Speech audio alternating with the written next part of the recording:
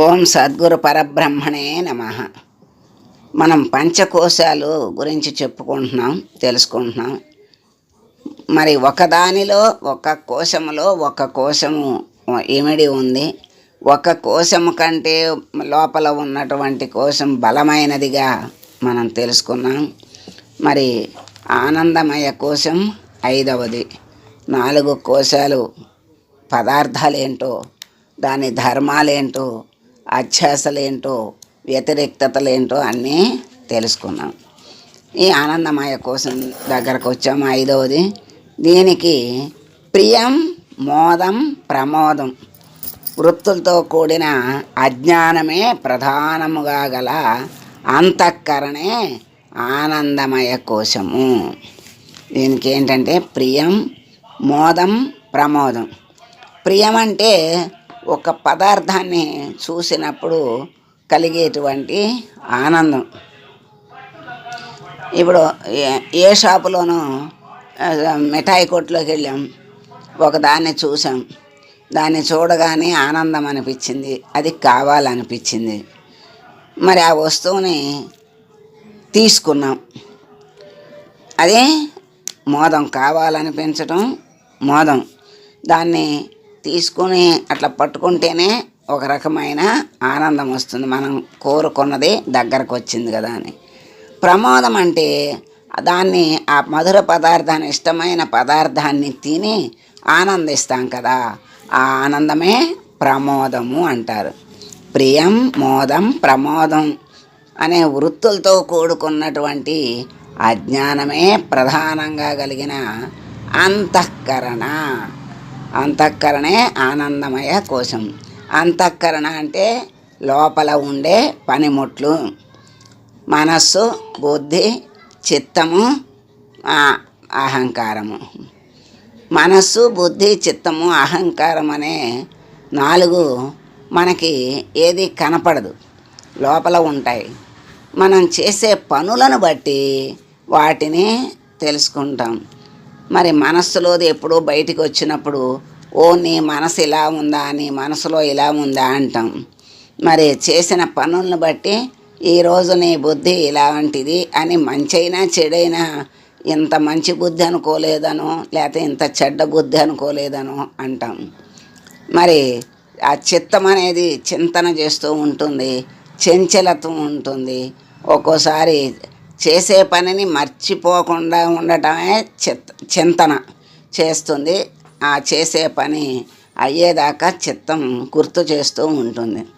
దానికి అప్పుడప్పుడు చంచలత్వం వస్తుంది, దాన్ని మళ్ళీ మారిపోతూ ఉంటుంది. అది చిత్తం. అహంకారం అంటే నేను పని పూర్తి చేస్తాను అని పూనిక పెట్టుకోవటమే అక్కడ అహంకారం. ఇక్కడ చెప్పే అహంకారం మనస్సు, బుద్ధి, చిత్తము, అహంకారం. ఈ చిత్తాన్ని కూడా మరి చేస్తానని చెప్పి చివరికి మధ్యలో చేయనన్న చిత్త చాంచల్యం ఉందిరా వీడికి అంట. అట్లా ఆ 4 కూడా మనకి కనపడవు, లోపల ఉండే పనిముట్లు మన శరీరం లోపల ఉంటాయి, పైకి కనపడవు, చేసే పనులను బట్టి కనపడతాయి. ఇవే ప్రధానంగా కలిగిన అంతఃకరణే ఆనందమయ కోశం యొక్క పదార్థం అనుకోండి. ఇది సుషుప్తి, భోక్తృత్వము. అంటే సుషుప్తి అంటే గాఢ నిద్ర, భోక్తృత్వము అంటే అనుభవించటం. మరి నిద్రలో ఏం చేస్తున్నాడు? ఆనందం అనుభవిస్తున్నాడు, కానీ నాకేమీ తెలియదు అంటున్నాడు. నాకేమీ తెలియదు అంటే అక్కడ అజ్ఞానం కనపడుతోంది. అందుకని అది నేను అజ్ఞానిని, మూఢుణ్ణి అనేవి ధర్మంగా గలది ఆనందమయ కోశము అంటున్నారు. అంటే సుషుప్తిలో ఆనందం అనుభవిస్తాడు, కానీ అక్కడ నేను మరి నాకేం తెలియట్లేదు అంటాడు కదా, అదే అజ్ఞానం, అదే మూఢత్వం. మరి భోక్తృత్వం మరపు. మరి ఆ తన యందు తన ధర్మాలైనటువంటి, ఆత్మధర్మాలైనటువంటి సచ్చిదానందాలు ఆనందమయ కోశంకి ఆరోపించటం వల్ల ఆత్మకు ఆనందమయ కోశంతో అధ్యాస కలిగింది. అంటే నేను అనుభవించాను అన్నాడు అనుకోండి. నేను అంటే ఆత్మకు అనుభవము లేదు. మరి దానికి అనుభవించిన దానికి వచ్చిన ఆనందము దుఃఖము అనేవి ఆత్మకు లేవు కదా. ఇవి తీసుకెళ్ళి నేను అనుభవిస్తున్నాను, నాకు మరుపు వచ్చింది, నేను మర్చిపోయాను అంటాడు అనుకోండి. అవన్నీ తీసుకొచ్చి ఆనందమయ కోశ ధర్మాలైతే దాన్ని తీసుకొచ్చి ఆత్మకు ఆపాదిస్తున్నాడు. అందుకని ఆత్మకు ఆనందమయ కోశంతో ఈ విధంగా అధ్యాస కలిగింది అని చెప్పారు. మరి దీనికి మరుపు భోక్తృత్వం అన్నారు కదా. ఆనందమయ కోశ ధర్మాలు ఇవి. మర్చిపోవటం అనేది, అనుభవించటము అనేవి ఆనందమయ కోశ ధర్మాలే కానీ అవి ఆత్మధర్మాలు కావు. ఆత్మ ఎటువంటిదంటే నేను సచ్చిదానంద స్వరూపుణ్ణి, నేను ఆ సత్తు చిత్తు ఆనందమే ప్రధానంగా కలిగిన ఆత్మ. అంటే 3 కాలముల యందు మార్పు లేనటువంటి అది ఆత్మ. అంటే దానికి మార్పు అనేది లేదు, జనన మరణాలు లేవు, ఆది మధ్యాంత రహితుడు పరబ్రహ్మ. అటువంటి ఆత్మ ధర్మాలే. ఆత్మకు సచ్చిదానంద స్వరూప ఆనందమే స్వరూపము. చిత్తు అంటే ప్రకాశమే తానే ప్రకాశ స్వరూపుడు. మరి నిత్య సత్యమైనటువంటి స్వరూపము, ప్రకాశ స్వరూపము, ఆనందమయ స్వరూపముగా కలిగిన ఆత్మకు ఆనందమయ కోశ ధర్మాలను ఆపాదించటమే అక్కడ అధ్యాస. ఇక్కడ ఏం చేయాలంటే నేను ఆత్మను, నేను సచ్చిదానంద స్వరూపుణ్ణి, ఇవి మరపు భోక్తృత్వం అనేవి ఆనందమయ కోశ ధర్మాలు అని తెలుసుకుని విడివిడిగా దేని ధర్మాలు దానికి తెలుసుకుని ఆ విధంగా మసలుకోవటమే ఆనందమయ కోశ వ్యతిరేక్తత అంటారు. మరి 4 కోశాలుగా పరిణమించటానికి మరి పూర్వావస్థ లేకపోతే కారణావస్థ అవిద్య. దాంట్లో ఈ 4 కోశాలు బీజభూతంగా ఉన్నాయి. అంటే మనకి కనపడకుండా బీజములో వృక్షం ఎట్లా ఉందో అట్లా ఈ కోశాలు లోపల ఒకదాని లోపల ఒకటి ఉన్నాయి. ఆ వాటి లోపల ఆత్మ ప్రకాశిస్తోంది. ఈ కోశాలను దాటితే కానీ వీటిని ఈ పొరలను తీసేసుకుంటూ వెళ్తే కానీ ఆత్మస్థితి కానీ ఆత్మస్థితి రాదు, ఆత్మని దర్శించలేడు. అందుకని వీటన్నిటికీ మరి ఇవన్నీ అవిద్య వల్ల ఇవన్నీ కూడా మనల్ని ఆత్మని కప్పేస్తున్నాయి. ఈ 4 కోశాలు కూడా బీజ రూపంలో ఉన్నాయి. అవి తమోగుణ ప్రధానంగా ఉన్నాయి. ఇవన్నీ కూడా తమోగుణ ప్రధానంగానే ఉన్నాయి.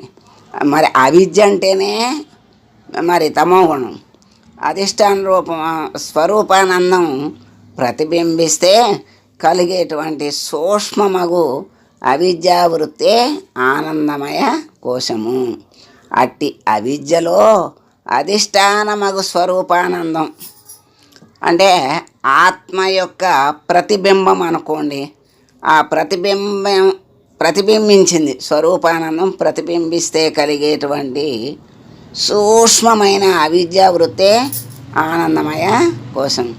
ఆ ఆనందమయ కోశమే జాగ్రత్తలో ఏంటంటే ఇష్ట వస్తు దర్శనము,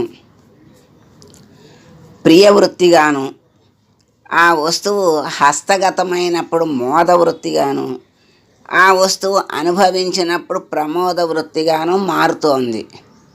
ఆనందం అంటే చూసినప్పుడు ఒక ఆనందం ప్రియం రూపంలో ఉంది, దాన్ని దగ్గరకు తీసుకున్నప్పుడు మోదం ఆనందంలో ఉంది, మారింది మోదంగా. అదే అనుభవించినప్పుడు ప్రమో మోదం ప్రియం మోదం ప్రమోదంగా మారిందనమాట. ఆనందమే 3 విధాలుగా మారుకుంటూ వచ్చింది. అట్లా ఇటు ఆనందానుభవం పుణ్యఫలంగా ఉంది. అది పుణ్యఫలంగా ఉంది. సాధు పురుషులు అప్రయత్నంగా అంతర్ముఖమైతే ఈ ఆనందాన్ని అట్లా అనుభవిస్తూ ఉంటారు. అంటే అంతర్ముఖమైనప్పుడు ఆనందాన్ని అనుభవిస్తూ ఉంటారు. ఆనందమయ కోశం యొక్క ఉత్కృష్టమైన స్ఫూర్తి వృత్తి లయ కాలమగు సుషుప్తి యందు ప్రకటమగును.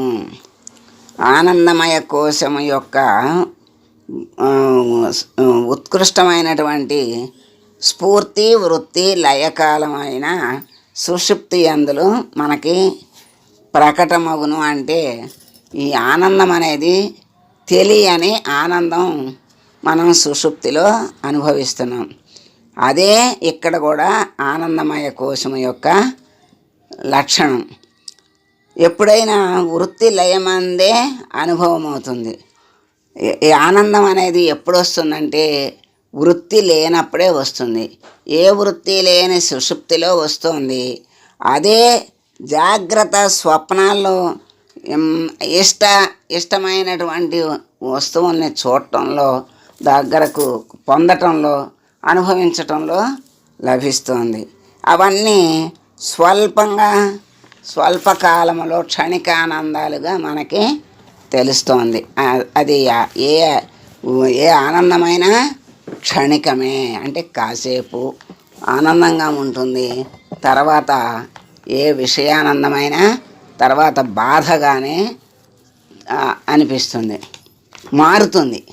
ఈ ఆనందమయ కోసం కూడా అట్లాగే అవిద్య యొక్క ఉపాధితో కలిసి ఉండటం వల్ల ప్రకృతి వికారమైనందున కార్యాలకు కారణమైనందున సుకృత ఫలముల అగుట వలన అనేక వికార సమూహం అగటం చేత ఆత్మ కాదు. ఇప్పుడు ఈ ఆనందము అంటే ఇవన్నీ కూడా మరి శాశ్వతానందాలు కాదు కదా. ఆత్మానందమే శాశ్వతమైంది. ఇవి అన్నీ కూడా అవిద్యతో కలిసి ఉండటం వల్ల ఈ ప్రకృతి ఎటువంటిది వికారమైంది. ఈ కర్మలకు కారణమైనటువంటిది ప్రకృతి. మరి సుకృత ఫలాల వల్ల అనేక ఆనందాలు అనుభవిస్తాం. ఆ సుకృత ఫలాల వల్ల అనుభవించే ఆనందమైన కాసేపే, శాశ్వతం కాదు. ఇవన్నీ కూడా ఆనందమయ కోశ లక్షణాలే కానీ ఆత్మ కాదు అని తెలుసుకోవాలి. ఈరోజు ఇంతవరకు తెలుసుకున్నాం. రేపు మిగతాది తెలుసుకుందాం. మంగళం గురుదేవాయ మహనీయ గుణాత్మనే సర్వలోక శరణ్యాయ సాధురూపాయ మంగళం. ఓం